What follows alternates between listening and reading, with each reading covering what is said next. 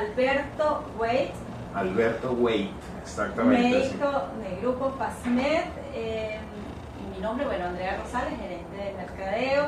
Bienvenidos todos a este espacio. Siéntanse en la libertad de colocar sus mitos, sus creencias, para poder hablar con el doctor, poder identificarlas o decir que son realidad.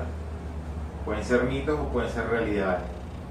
Ok, bueno, doctor, explícanos brevemente, empecemos de la base. ¿Qué es la hipertensión arterial? Bien, para contextualizar un poco, antes de empezar a hablar de la hipertensión arterial como tal, me gustaría hacer de manera divulgativa que los que nos están visitando hoy, están compartiendo con nosotros este webinar, comprendan que el sistema cardiovascular es un sistema que en medicina se conoce como un sistema hemodinámico. ¿Qué significa eso? Hemo de sangre y dinámico, que es que tiene una dinámica propia y particular, y que el corazón es la bomba que genera que esa hemodinamia lleve a cabo su efecto de circulación de sangre por todo el organismo. Es decir, tenemos un corazón, y el corazón tiene 4 cavidades, 2 cavidades superiores que son las que se conocen como aurículas, 2 cavidades inferiores que se conocen como ventrículos, y entre una y otra, entre aurícula y ventrículo, hay unas válvulas que, bueno, no quiero ser tan específico sobre eso, pero esas válvulas son las que intercomunican las aurículas con los ventrículos. Bien, una vez tomando en cuenta este elemento conceptual, podemos decir que la hipertensión, según la Sociedad Venezolana de Cardiología, lo manejan como una cifra. Entonces plantean que la hipertensión es aquella tensión que esté por encima de 140/90. Sin embargo, para mí, más que un concepto, es una cifra. ¿Qué concepto se maneja en este momento en relación a la hipertensión arterial? Pues bueno, es el aumento de la presión que hace la sangre sobre los vasos sanguíneos por encima de la medida de tensión arterial normal.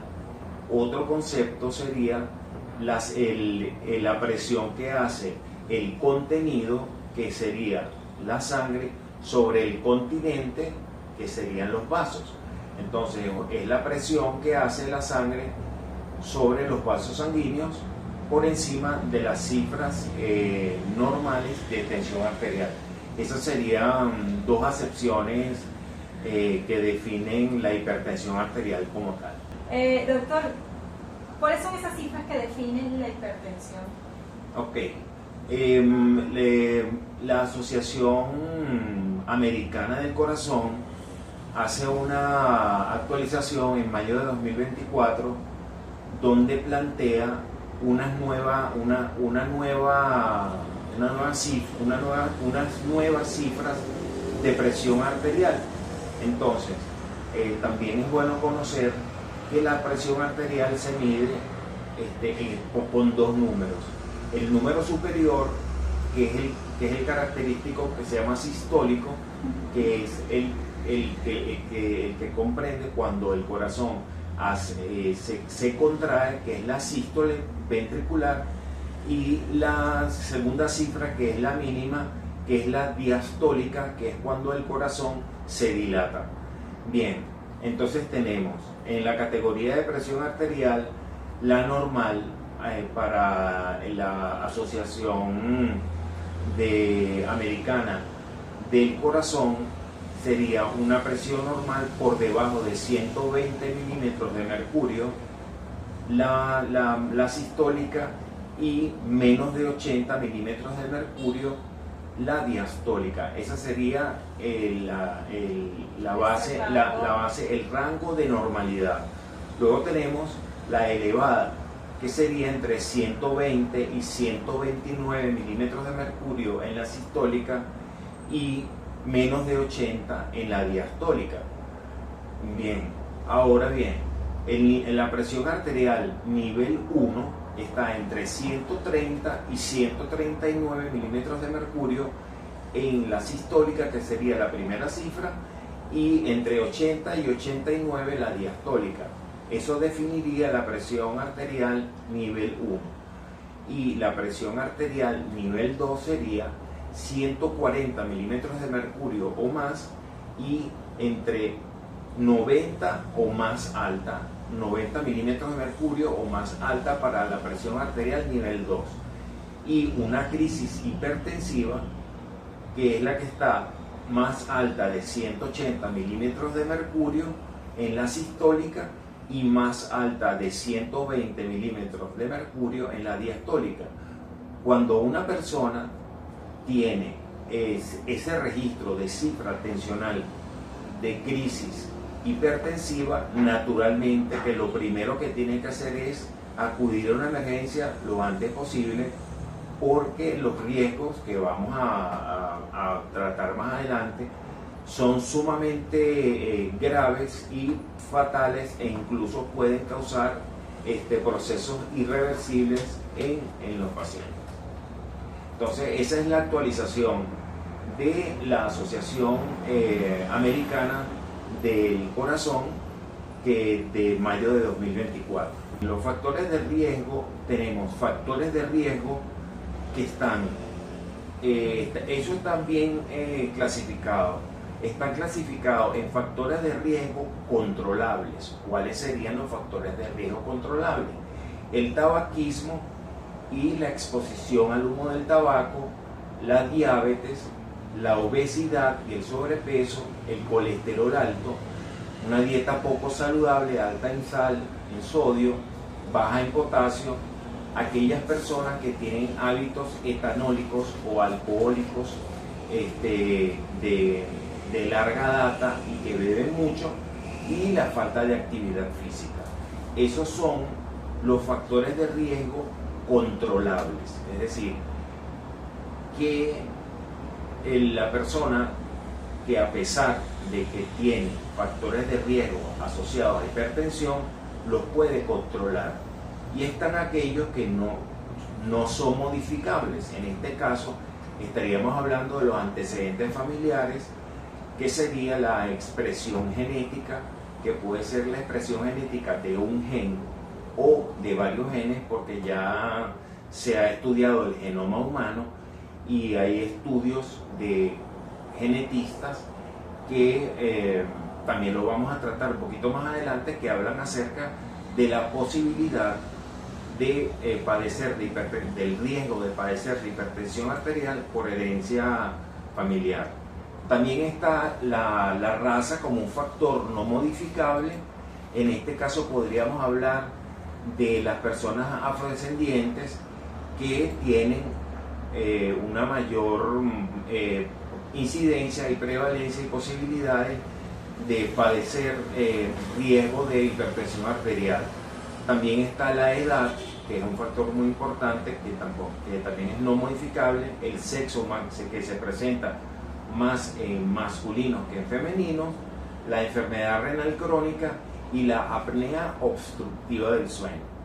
La apnea obstructiva del sueño es, bueno, aquellas personas que mientras están durmiendo, la vía respiratoria superior se ocluye, hay una disminución en los niveles de oxígeno, y eso trae como consecuencia procesos de riesgo de hipertensión arterial.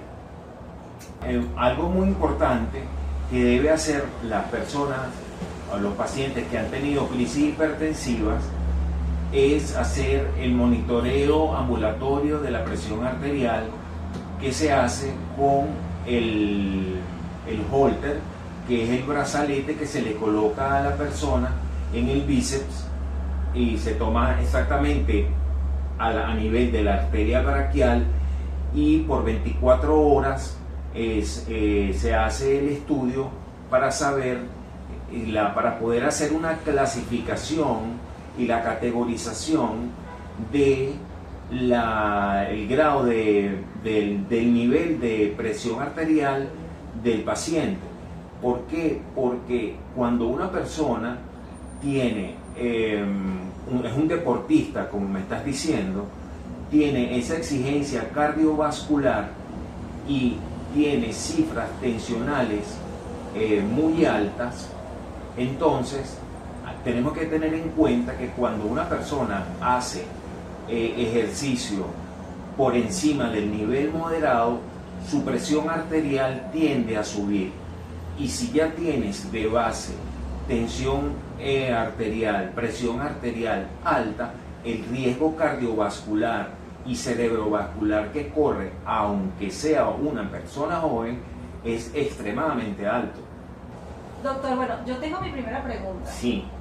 Si es cierto que la hipertensión arterial le da nada más a las personas mayores, ¿verdad? No. ¿No? No. Ok. No. Bueno. La hipertensión, desde el punto de vista de grupo etario significa la edad entre una edad y otra, ¿verdad? Okay.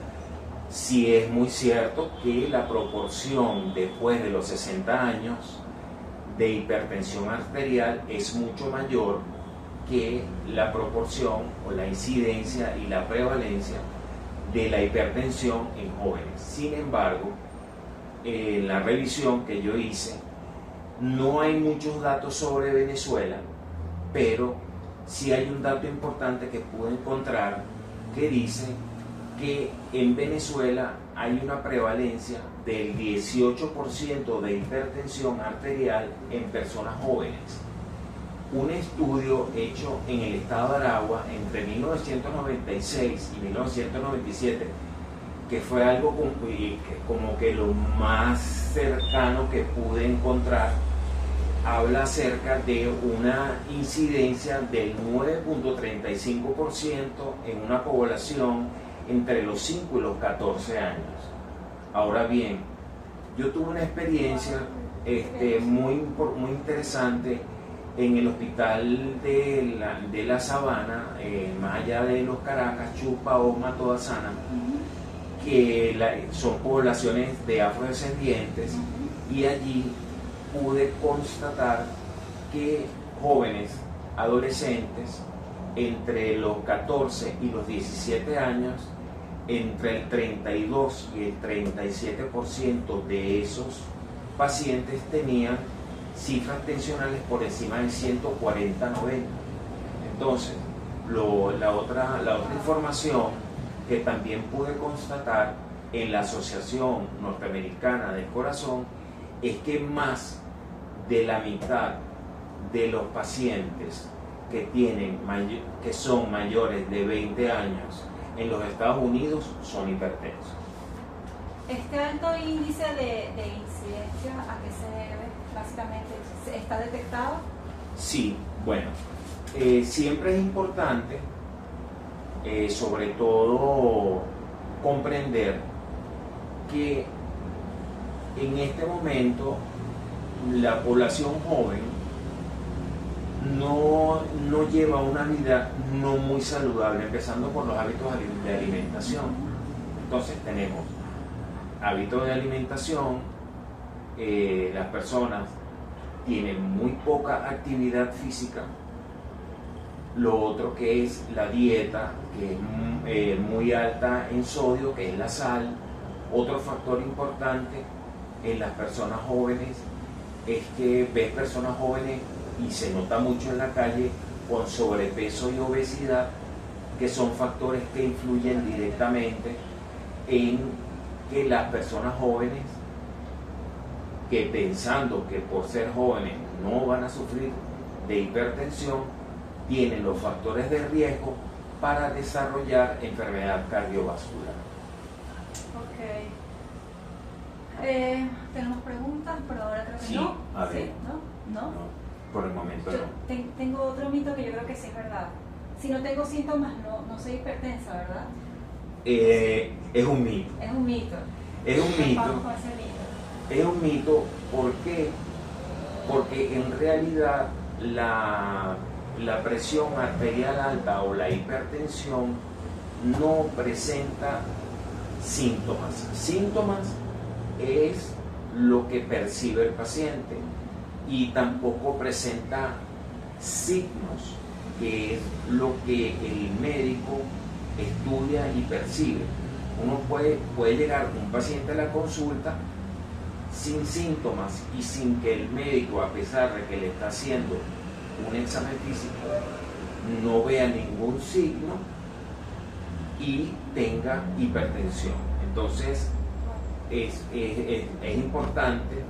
Ese es el motivo por el cual se le llama el enemigo silencioso o también es conocido como una enfermedad silente.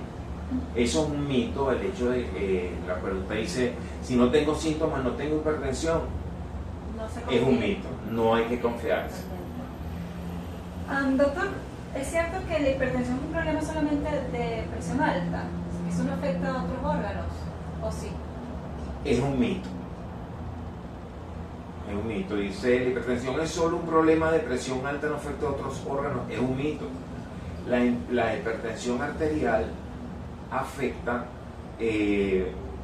los siguientes órganos y en medicina es conocido como órganos blancos. ¿Qué significa órganos blancos? Es donde la hipertensión genera problemas y genera trastornos. Entonces, tenemos el cerebro causando accidentes cerebrovasculares que pueden ser de tipo isquémico por falta de oxigenación al cerebro, o puede ser hemorrágicos por ruptura de las arterias que irrigan el cerebro. Lo otro, la presión arterial alta genera arteriosclerosis. ¿Qué es la arteriosclerosis? Es la disminución de la flexibilidad de las arterias y su consecuente endurecimiento.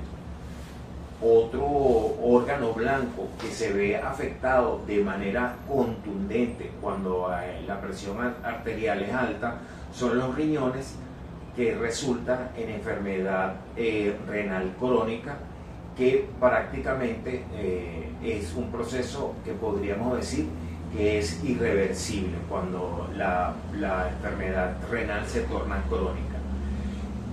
También afecta al propio corazón. ¿Por qué? Porque genera patologías tales como insuficiencia cardíaca congestiva. ¿Qué es la insuficiencia cardíaca congestiva? La insuficiencia cardíaca congestiva es la dilatación de las cavidades ventriculares de tal modo que cuando llega la sangre en el momento de la dilatación está tan engrosada la pared y tan dilatado el músculo cardíaco que le es imposible hacer la sístole, que es la contracción, para bombear la sangre a través de la aorta. Entonces genera en el corazón insuficiencia cardíaca congestiva, enfermedad coronaria, que son las arterias coronarias, que son las arterias que suplen de oxígeno al músculo cardíaco. Genera también enfermedad coronaria, tapando las arterias coronarias, generando también infartos al miocardio, infartos al músculo cardíaco, ¿verdad? ¿Pero esto es como consecuencia o puede ser cualquiera de estas? Claro, sí. Son los órganos blancos a los cuales la presión alta pueden afectar. Es decir, esto puede ir en cascada, puede empezar afectando el cerebro, puede empezar afectando el corazón, puede empezar afectando los riñones y así sucesivamente. Hay algo muy importante que también quería mencionar a modo de divulgación, y es que las personas, para que las personas que están viendo este webinar el día de hoy comprendan algo. La arteria es un ducto, ¿verdad?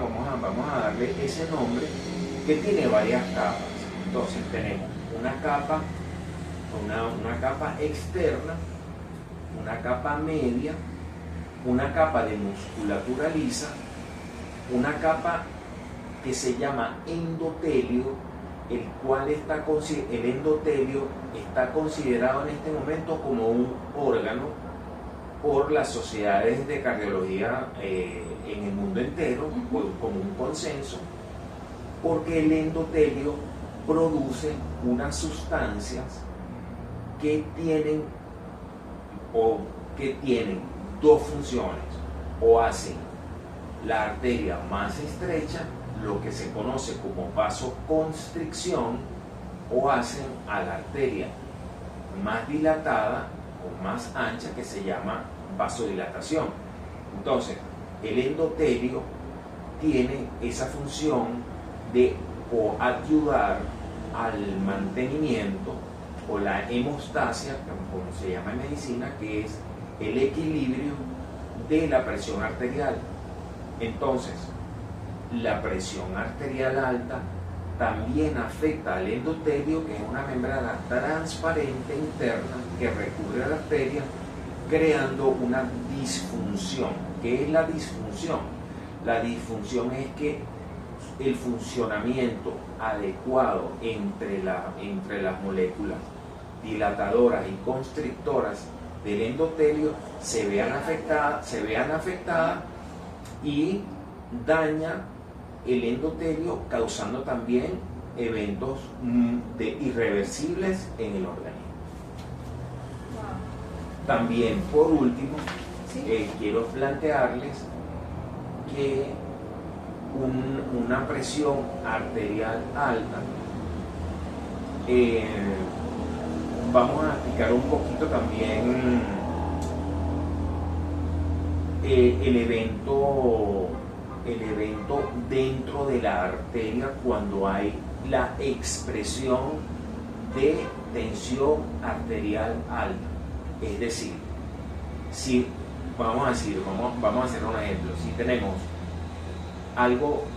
una arteria de este calibre y la arteria se hace mucho más pequeña, dentro de un ratico diré por qué y cómo se llevan a cabo esos mecanismos, el flujo de sangre se hace sumamente difícil y disminuye la cantidad de sangre oxigenada, que es la que lleva a las arterias, en este caso que quiero explicar, a la arteria de la retina, que está en la cámara posterior del ojo, y entonces también afecta la visión y puede causar problemas muy importantes, irreversibles a nivel de ojo.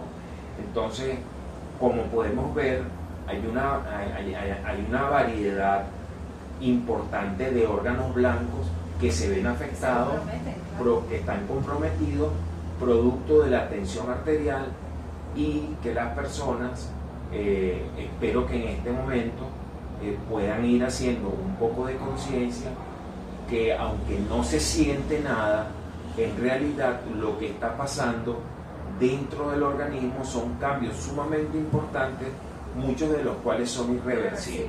¿No? Por lo que escucho. Sí. Eso es lo que hace delicada esta condición. Es sumamente, es una enfermedad que Mi hermano es conocido como el enemigo silente, y tiene una alta morbilidad. ¿Qué significa morbilidad? Morbilidad significa que tiene una alta tasa de enfermedad cardiovascular y tiene una alta tasa de mortalidad. Es decir, que muchas personas en el mundo mueren producto de eventos, consecuencias de la hipertensión arterial, que los podemos catalogar entre eventos cardiovasculares y eventos cerebrovasculares. Doctor, esto no es un mito, pero es una pregunta bastante interesante. Entonces, si no presento síntomas, ¿con qué frecuencia debo hacer mi chequeo? ¿Cómo sé que debo ir? Porque capaz aquí muchas personas nos estamos preocupando y pensando que posiblemente Ok. seamos hipertensos y no lo sepamos. Allí ¿Cómo es ese debe- protocolo de rigor para saber que se- todo está ok? se debe, vamos a decir, es deber de nosotros los médicos divulgar y enseñar a la población general, enseñarlos a reconocer posibles signos y síntomas, o posibles síntomas, porque los signos son los que vemos los médicos, posibles síntomas de aumento de la tensión arterial.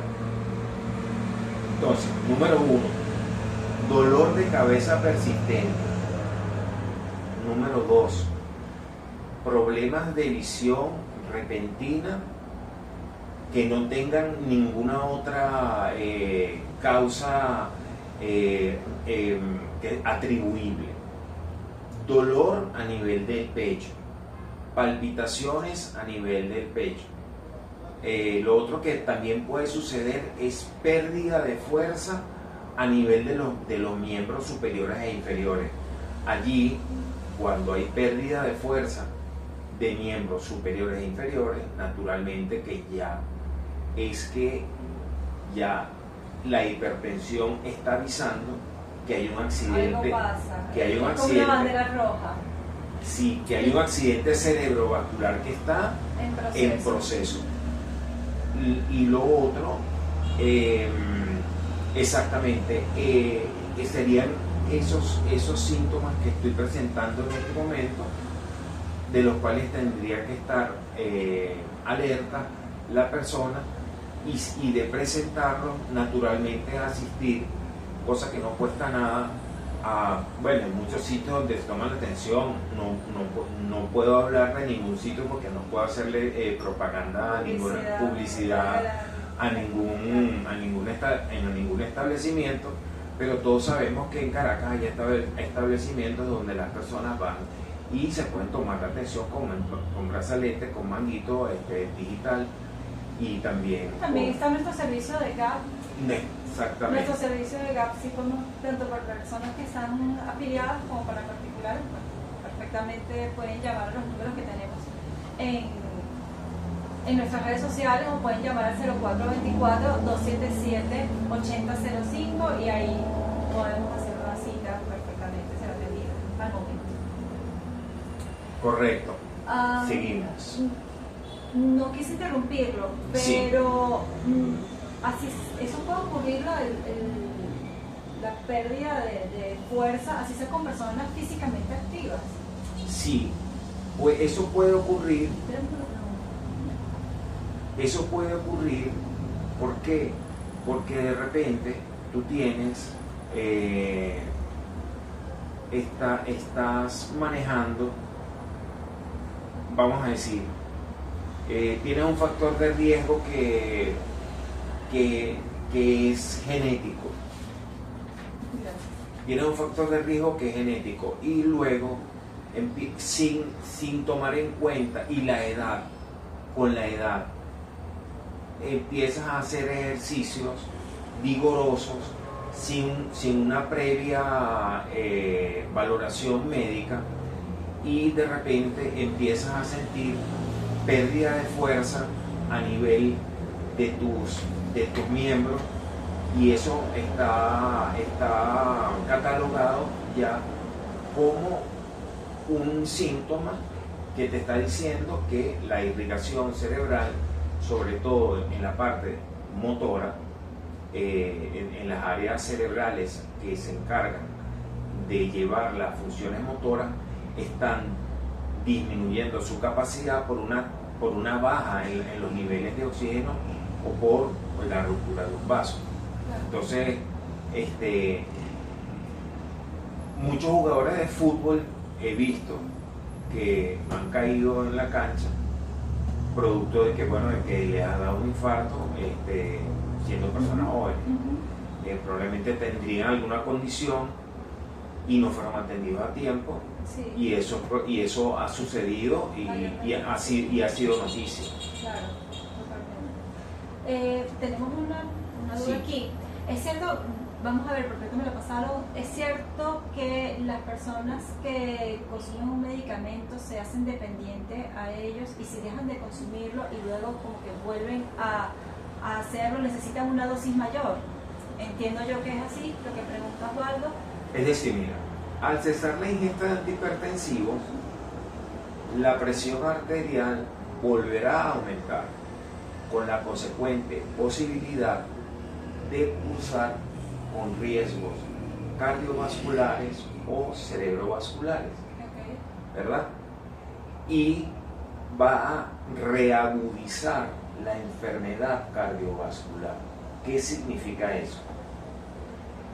Yo tengo un tratamiento, lo estoy cumpliendo y me siento bien.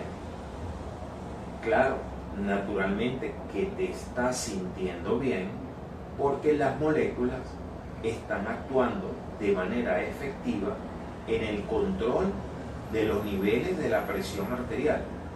Y naturalmente que eso trae un beneficio y para eso es que están diseñados desde el punto de vista molecular, farmacológico, por estudios basados en el método científico y en medicina con evidencia para que la persona tenga calidad de vida. Claro, mientras esté bajo los efectos de ese medicamento. Exactamente. Una vez que el paciente tiene calidad de vida, se siente bien y abandona la medicación, revierte inmediatamente todos los beneficios y el paciente Toda la estabilidad que ganan los medicamentos. vuelve otra vez a un estado hemodinámico y cardiovascular, de enfermedad cardiovascular, y otra vez el riesgo sobre los órganos blancos que acabamos de mencionar hace un rato, hace unos minutos, lo que va a traerle como consecuencia problemas muy graves. Ahora, dice aquí, o siempre va a requerir dosis mayores. O sea, es decir, cuando usted dice que se revierte, vuelve al punto de partida de su condición, claro. o empeora cuando deja de tomarlo. Cuando deja de tomarlo, vamos a decir, por decirte algo, cada paciente es una particularidad. Vamos a hablar de una particularidad. Hay un paciente que tiene 10 años tomando antihipertensivos, pero sigue comiendo con sal, pero el antihipertensivo hace su trabajo. Sigue bebiendo alcohol, pero el antihipertensivo, a pesar de todo, hace su trabajo. Sigue siendo obeso, sigue tomando el antihipertensivo. Pasan 10 años, ¿verdad? Lo deja y no ha cambiado sus hábitos naturalmente, que lo que va a venir es algo sumamente grave y sumamente complicado para su salud. La última fase de la pregunta dice, o siempre va a requerir dosis mayores. Ok, entonces, en realidad, las dosis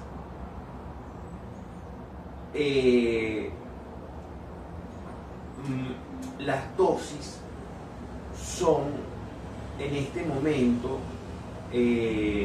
tabuladas, o vamos a decir, el control se realiza a través de el nivel de presión arterial que tenga el paciente. En ese momento exactamente, se le está medicando. Exactamente, y las características propias de cada paciente.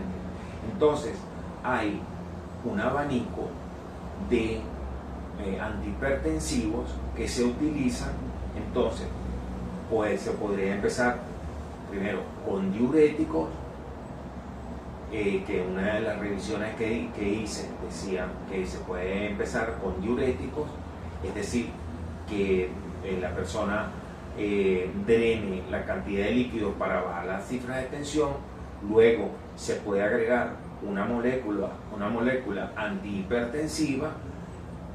Si la persona no responde muy bien ante esa sola molécula, se puede subir la dosis de esa sola molécula. Si el paciente no responde bien a ese aumento de dosis de una sola molécula, entonces que se llama monoterapia porque es una sola molécula, entonces se hace un tratamiento con otra molécula y entonces el tratamiento se hace combinado con dos tipos de moléculas antihipertensivas que actúen a un nivel en el organismo para bajar la tensión y actúen en otro nivel en el organismo para bajar la tensión. Ok, para hacerlo entendible y me corrige, porque ahí yo me coloco del lado de las personas que estamos conectadas. Entiendo entonces que si una persona es hipertensa pero está tomando su medicamento, pero mantiene, o sea, ha hecho un cambio de hábitos de manera favorable en su vida y deja por algún motivo de consumirlo, cuando vuelva a retomar su medicina no necesariamente tiene un aumento de dosis. ¿Por qué? Porque no abusó. Correcto, sí, suena lógico, sí tiene sentido lo que me estás diciendo. Sí, puede ser. Tiene sentido lo que me estás diciendo. Sí, Claro. puede ser. Ah, chévere, buenísimo. Los tratamientos ¿Son crónicos entonces? Bueno, los tratamientos, es decir, vamos a tomar definiciones para evitar confusión. Lo que es crónico es la enfermedad. Okay. La hipertensión es una enfermedad crónica como la diabetes es una enfermedad crónica, pero hoy estamos hablando de hipertensión. Entonces, lo que es crónico es la enfermedad y lo que es para toda la vida es la medicación antihipertensiva, porque no hay cura en este momento. Hasta hoy la ciencia, la cardiología, la electrofisiología, la fisiología del corazón, los fisiólogos del corazón, la cardiología intervencionista no ha dado con la cura, al menos hasta este momento. Y entonces el paciente tiene su deber es colaborar con el médico en la adherencia al tratamiento de la prescripción médica para que tenga protección y no sufra eventos que lamentablemente lo que uno ve en la emergencia de hospitales o ya luego de que han pasado los eventos es bastante difícil que vuelva a tener una vida normal. Entonces, claro, totalmente. ¿qué hay allí? Hay algo en medicina que se llama el riesgo-beneficio. Entonces, el beneficio de tomar con constancia una tableta de 10 miligramos, que vamos a ponerle un precio, 800 bolívares, 30 tabletas el mes. Tomar una tableta y gastar 800 bolívares al mes, el beneficio es mayor que el riesgo que un accidente cerebrovascular que te va a dejar unas secuelas y que te va a dejar en condiciones que son impredecibles. Claro. Y que probablemente tu calidad de vida va a empeorar de manera muy importante y de manera irreversible. Entonces el riesgo-beneficio de cumplir el tratamiento antihipertensivo es sumamente importante, claro, o sea, es mayor. Ahora bien, esto me surge otra pregunta que ya veremos si es mito o realidad. Es decir, que estos medicamentos son adictivos. No. Los medicamentos antihipertensivos no son adictivos. ¿Por qué? Porque los medicamentos antihipertensivos están diseñados como moléculas para el control de las cifras tensionales. Te vas a sentir que el paciente va a sentir los beneficios de la medicación, eso es cierto, pero el evento beneficio de la medicación no tiene un evento adictivo. ¿Por qué? Porque no son medicamentos que actúen desde el punto de vista del sistema nervioso central, que generen una adicción, o que la persona se sienta desde el punto de vista psíquico o físico dependiente de ello.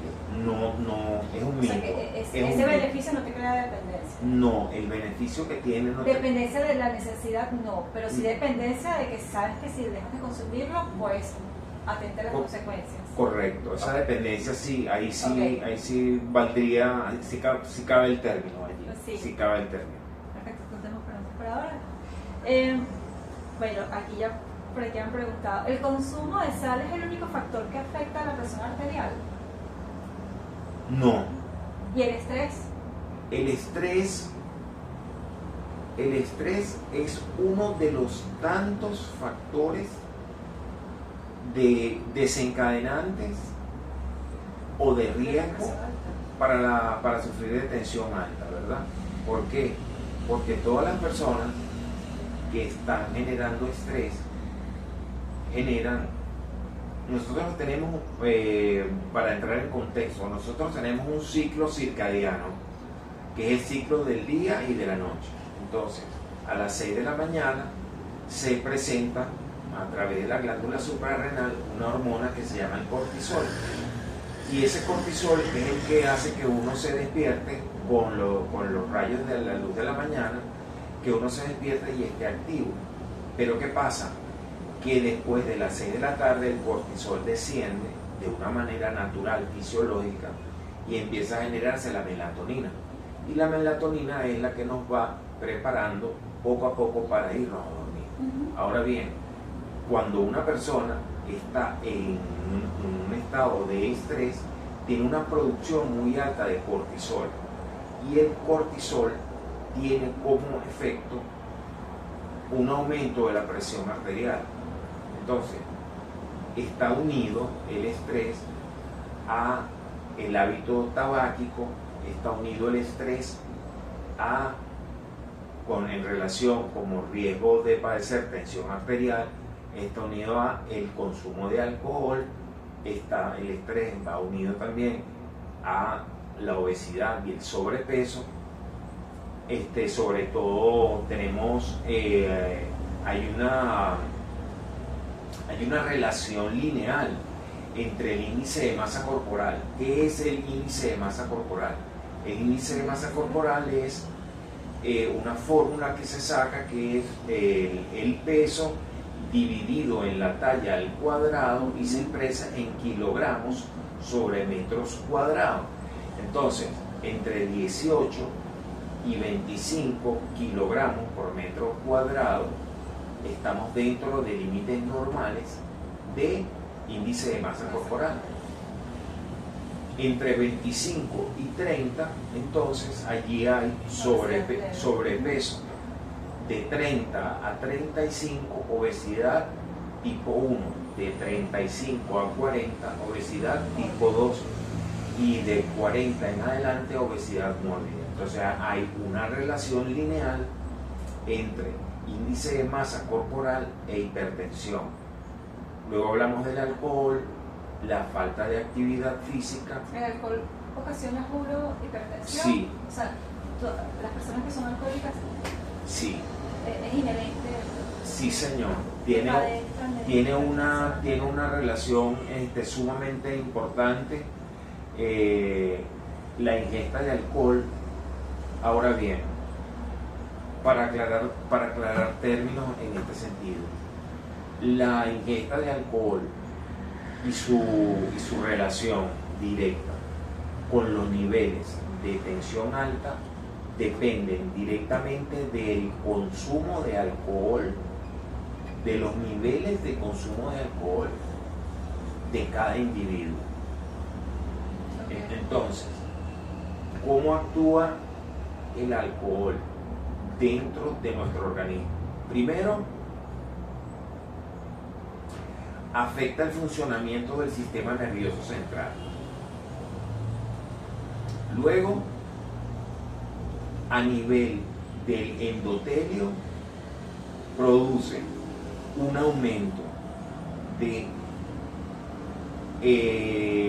una hormona, o mejor dicho, una sustancia que produce el endotelio que hace vasoconstricción, que es la endotelina 1.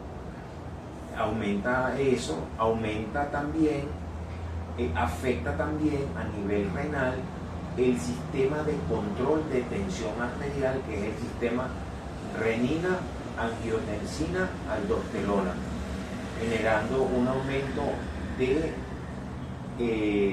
la angiotensina, que es un vasoconstrictor y que genera hipertensión. Por otro lado, también la ingesta de alcohol, quiero hacer un pequeño paréntesis aquí para que pueda quedar claros a todos, que la capa muscular que tiene la arteria es la que responde a los estímulos de vasoconstricción o disminución del calibre, o vasodilatación o aumento del calibre, y eso está mediado por un sistema nervioso autónomo que no manejamos nosotros, sino que es autónomo, que se maneja por sí mismo, y entonces genera un aumento del tono simpático. ¿Qué es un aumento del tono simpático? Un aumento de la producción de unas sustancias que se llaman catecolaminas, como la norepinefrina y la adrenalina, y eso hace que el vaso se contraiga más y haya vasoconstricción, por ende hipertensión, mientras la persona ingiere alcohol. Y lo otro es que hay otro mecanismo que también media la constricción de la arteria, es el ion de calcio dentro de la célula. Entonces, cuando la persona ingiere alcohol, hay un aumento de las concentraciones de calcio intracelular, y eso también aumenta la vasoconstricción, lo que significa que el alcohol está, desde 1915 está comprobado que hay una relación directa entre alcohol e hipertensión. Quedó súper claro, me parece. Pues sí, aquí tenemos un par de preguntas. A ver, no generan dependencia propiamente, sino la condición crónica de la enfermedad los hace indispensables. Bueno, sí, es una realidad, es una realidad. Eso que dice Osvaldo Carrillo es una realidad. Por supuesto, claro que sí, lo hace indispensable. Porque es que si no, la persona está destinada a padecer eventos letales en cualquiera de los órganos blancos, y la persona va a quedar con una calidad de vida sumamente limitada. Y es verdad lo que dice Osvaldo, que no generan dependencia propiamente, sino la condición crónica de la enfermedad los hace indispensables. Osvaldo, está correcto eso. Ahora dices, Doc, ¿es cierto que hay bebidas alcohólicas buenas para la tensión? Yo no tomo, pero he escuchado gente que toma whisky o vino para la tensión. Una copa, yo también. Se me anticipó una de las preguntas que venían en camino. Entonces, bueno, hay un estudio. ¿Esto es verdad o es mito? Hay un estudio, eso es un mito. Es un mito. Es un mito. Hay un estudio que se realizó, un estudio en una corte europea, donde se hace el análisis del mito del vino como cardioprotector. Y el vino no es un cardioprotector. ¿Por qué no es un cardioprotector? Porque el vino tiene 14% de alcohol. Es decir, cuando tú haces solvente sobre soluto, que eso es físico-química, dices 14%, dices 14, haces una línea, pones 14 aquí, haces una línea aquí, y aquí colocas 100. este 100 es 100 que es 100 mililitros, entonces tienes 14 gramos de alcohol por cada 100 mililitros de lo que te estás tomando. Entonces, 200 mililitros son 28 gramos de alcohol. De cardioprotector no tiene absolutamente nada. Wow. Ok, perfecto. Que el vino tiene, si mal no recuerdo, y si estoy equivocado, me gustaría que alguien me ayudara, porque bueno, a veces uno no se la sabe todo, no se la sabe todas. Creo que es un compuesto que se llama revesterol, revesterol. Ok, eso está en la uva, perfecto, y es un cardioprotector. Ahora, si a mí me venden una cápsula que tenga extraída de la uva revesterol, yo me lo tomo con todo el gusto del mundo. Si tú me dices a mí que el whisky que tiene 43 grados gal, imagínate lo que te estás tomando. Es decir, algo que dice que baja la tensión, que muchos cardiólogos recomiendan. Yo no soy cardiólogo, pero también tengo mi punto de vista que es válido, y yo considero que si el endotelio, que es considerado por la cardiología una membrana transparente que está antes de la capa íntima de la arteria, es considerado como un órgano que produce tromboxano A1, endotelina 1, endotelina 2 y óxido nítrico. El óxido nítrico que produce el endotelio es vasodilatador, y cuando la persona toma alcohol, en la producción de óxido nítrico dependiente del endotelio está totalmente inhibida, lo que significa que con la producción de endotelina más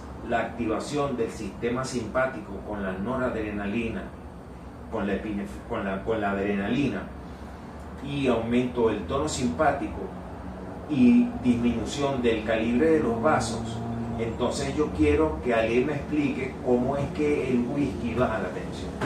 ¿Cuál es su opinión con respecto al trabajo nocturno y la hipertensión arterial? Un hipertenso, aunque esté controlado, no puede trabajar de noche. Bien, como médico ocupacional, porque esa es mi área de trabajo desde hace, en julio de este año cumplo 15 años como médico ocupacional. Las recomendaciones para las personas hipertensas es no trabajar de noche, porque la hipertensión tiene picos de tensión, valga la redundancia, de tensión arterial en la madrugada, producto de que se produce cortisol en el ciclo circadiano, que es un ciclo fisiológico natural que tenemos todos, y en los registros del monitoreo ambulatorio de presión arterial se nota que en la madrugada, bueno, hay varios términos como diper, no diper, pero eso es algo sumamente especializado que no lo voy a abordar en este momento. Pero lo que quiero decir es que si hay cortisol en la madrugada, así la persona se esté tomando su tratamiento antihipertensivo y está trabajando de noche, naturalmente que el efecto del cortisol mientras la persona no esté descansando va a hacer efecto sobre el antihipertensivo, y el antihipertensivo no va a ser tan efectivo como que si la persona estuviera durmiendo. Perfecto, doctor. Bueno, señores, estamos ya aquí. Tenemos otra pregunta. A cada persona que me busca para entrenar, lo primero que les solicito es que se realice un chequeo médico para descartar riesgos cardiovasculares, ¿debemos promover aumentar la actividad física como prevención en salud? Claro que sí, es la base de, de lo que me estás diciendo.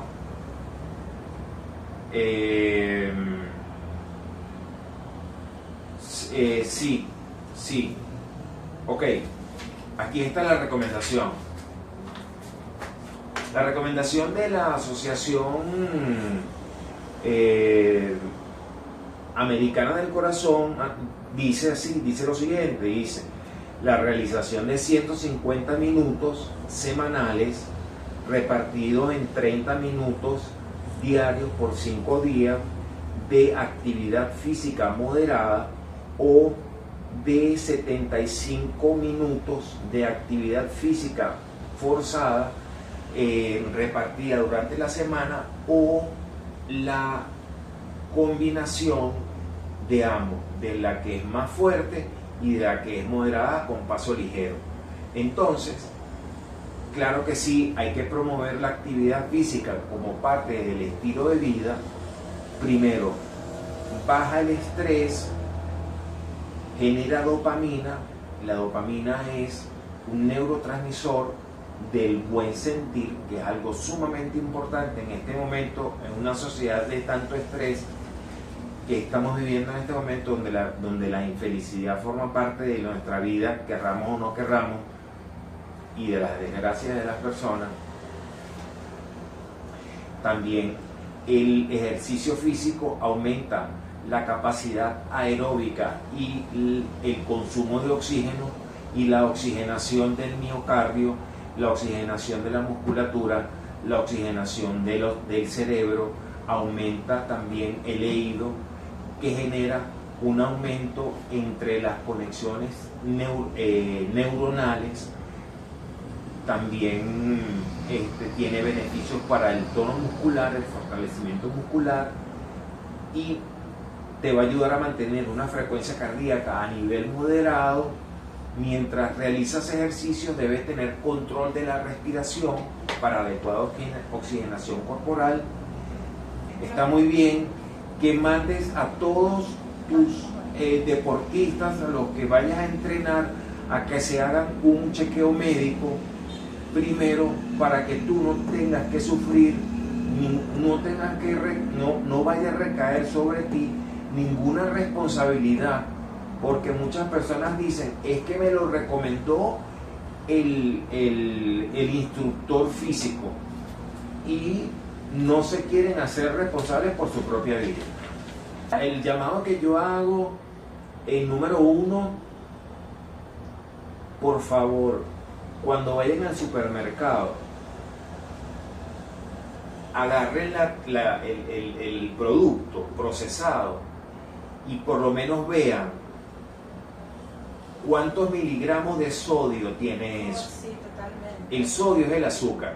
Entonces, como cierre y como guinda del pastel, quiero decirles que ya está calculado que una cucharadita de 5 mililitros de azúcar, de una cucharadita que es equivalente a 5 mililitros, si la colocas rasa de sal, hay 2.300 miligramos de sodio. 2.300 miligramos de sodio, que es sal, que es lo máximo que la Asociación Americana del Corazón dice que debe consumir una persona diariamente, lo máximo, pero como algo muy alto, y como ideal 1.500 miligramos. Entonces, vean por favor las etiquetas de los productos. Ahora yo estoy viendo que en Venezuela dice margarina Mavesa. No le quiero hacer una mala publicidad, más bien le estoy haciendo una buena publicidad. Dice alto en sodio. Y así varios productos. Responsablemente lo advierte. Entonces, por favor, cuidado con la sal. He visto también en varias oportunidades en las redes, no quiero mencionar. Sí, totalmente. No quiero mencionarlo con nombre y apellido, pero hay alguien que dice que en la mañana se toma un vaso con agua, que si el cerebro pide azúcar hay que darle tocino, y que las grasas monoinsaturadas, o sea, no puede ser, no, es decir, no es algo genérico, puede ser genérico en relación a la sal, pero cada paciente es particular, y mi experiencia como médico, que este año cumplo increíblemente 29 años de graduado, me ha llevado a tomar la decisión de que cada uno de los pacientes es un evento particular, y por eso los condimentos poseen mucha sal, los cubitos tienen saborizantes como el glutamato monosódico, que es un saborizante que no es muy bueno para la salud. Es bueno que compren especias naturales como el tomillo, la salvia, la albahaca, y el orégano también, para saborizar y disminuir los niveles de sal. Es muy importante la sal, porque la retención de sal es lo que hace que el sistema renina, angiotensina, aldosterona,